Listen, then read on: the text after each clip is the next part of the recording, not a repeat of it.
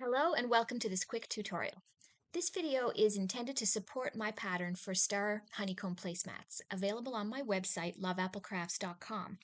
The first 6 rounds of this pattern are identical to the first 6 of my pattern for honeycomb placemats. So if you need help getting to this point, I've put a link to that tutorial in the description. So here I am just finishing round 6 in regular honeycomb stitch. I haven't bothered to put the marker in, but here should be the last stitch of round 6, and then you can follow it up visually to see that we are on the last stitch of the round. So now we just have to work a return pass until we only have 2 stitches left on the hook.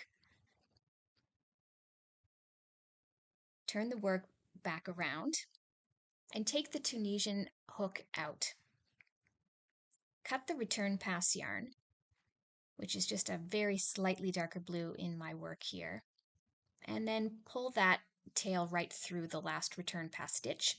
Grab your regular crochet hook and put it into the active loop of the forward pass. Now we're simply going to work 1 single crochet into each Tunisian stitch around. So insert from right to left as you normally would and work a regular single crochet. And do that into every Tunisian stitch all the way around the placemat until you get back around to the beginning. Here we are at the end, and things look a little weird, so I wanted to show you in detail.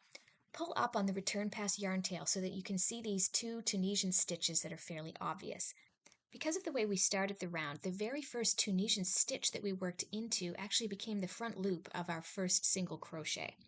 That's okay. We're going to ignore that and just work the last 2 regular looking Tunisian stitches. They do tend to become sort of tight and buried. So pull up on that return pass yarn tail to expose those stitches so that you can work them. So work a single crochet into each of those last 2 Tunisian stitches of the round, and then we can simply join with a slip stitch to the first single crochet in the round. So just make sure you identify the first single crochet of the round and join to it. If you were to count all of your single crochets at this point, you would find you have 1 fewer than you had Tunisian stitches in the round before, but that's what we want. Now you're ready to start the star stitch round. To work the first star stitch, start by chaining 2, then pull up a loop in the second chain from the hook. Then pull up a loop in the stitch at the base of that chain, and now you can see the 2 little legs of that chain underneath. Pull up a loop in one of those legs, it doesn't really matter which one.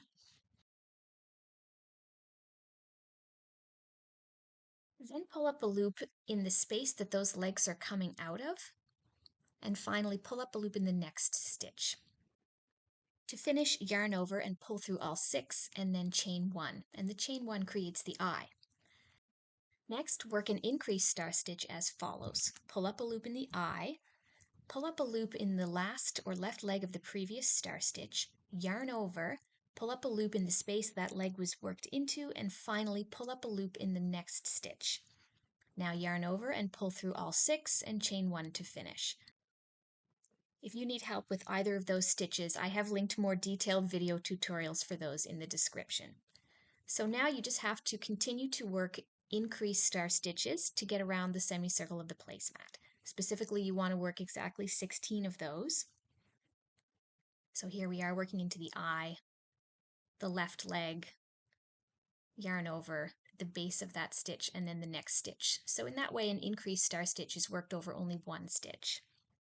So after 16 of those, we'll work 15 regular star stitches by working into the eye, then pulling up a loop in the left leg, pull up a loop in the base of that same stitch, and then in each of the next 2 single crochets. So in that way, a regular star stitch takes up or advances 2 stitches. Again, if you need more help with star stitch, I do have a tutorial that explains all 3 of those versions. If you lose count, here's a quick way to identify an increase. Look closely and you'll see a little shortened stitch sort of in the middle of your star stitch arms, and then that next one doesn't have that. So you know that those first 2 were increases and the other one wasn't. So that allows you to go back and count how many increases or regular star stitches you've worked. So now that we're at the next semicircle end, we're going to work 17 more increased star stitches. So here I am doing that.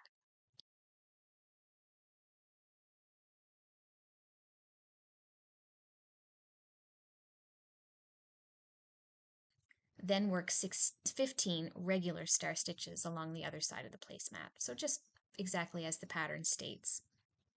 Here we are at the end of our 15 regular star stitches on the other side. So I just want to show you how it should work out more or less, that the 15th star stitch should be sort of squeezed in next to the first one of the round. Because we ended up with one fewer stitch, you're going to have to squeeze it in tight, but that's a good thing because it will avoid there being a gap between the rounds. If you've lost count, just go back and determine where your last increase was. There it is, and the next one's a regular, so just count those stitches up and make sure you have exactly 15 regular star stitches.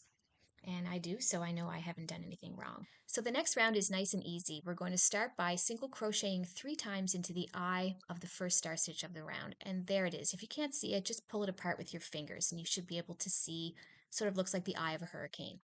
So insert your hook into the eye and single crochet, and do that 3 times into the first star stitch, which was worked as an increase, so it's a little squishy.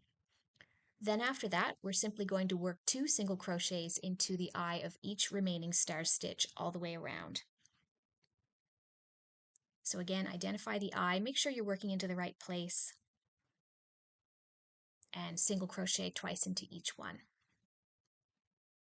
Here I am at the end of round 9, or almost at the end. I have 2 star stitches to go, so I'll work 2 single crochets into each of those.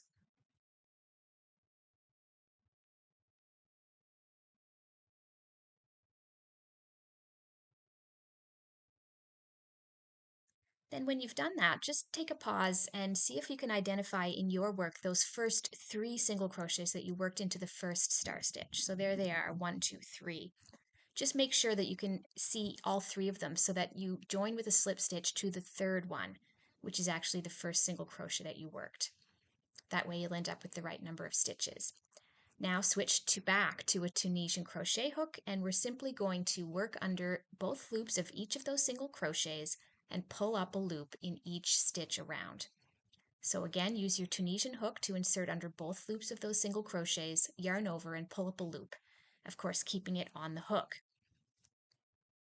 Eventually, it'll get too difficult to continue to go around the curves with a straight hook, so you'll want to take a break and work a return pass.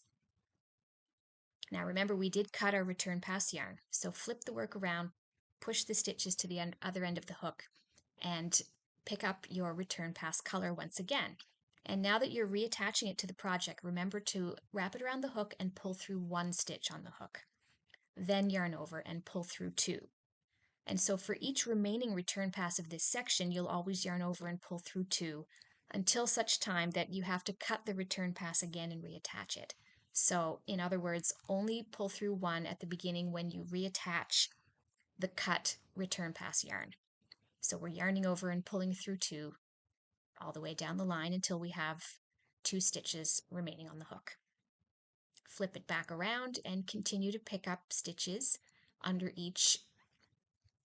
both loops of each single crochet all the way around. And again, always taking a break and working a return pass when it becomes difficult to proceed. So we've converted this back into a Tunisian crochet project, and it's important at the end to just take another quick look at what you have. Pull up a loop in the very last single crochet, but then stop and look and just identify the vertical bars that you've created by working the return pass through those stitches. You can see here, there is the first one sort of lying sideways, and it does have a loop at the base of it, but you're not going to pick up a stitch in that one. So if you have trouble identifying it, just pull up on the return pass yarn tail so that you can see that's actually the very first Tunisian stitch of the next round, and it already has a stitch associated with it, so don't pull up a loop in the base of that stitch. This is the last stitch of the round and we've worked it, so we're finished round 10. And in fact, it's a good time to reintroduce the marker, so mark that as the last stitch of the round. Now the next round of the project just has you working all the way around evenly in honeycomb stitch. So you can start with either a simple or a purl, and then just work alternating simple purl all the way around the placemat, stopping as you need to work the return pass. So there I am working a purl and a simple stitch, and just alternate all the way around into those newly created Tunisian stitches. So hopefully that helped show you how to transition between the regular and Tunisian crochet rounds. Thank you for watching.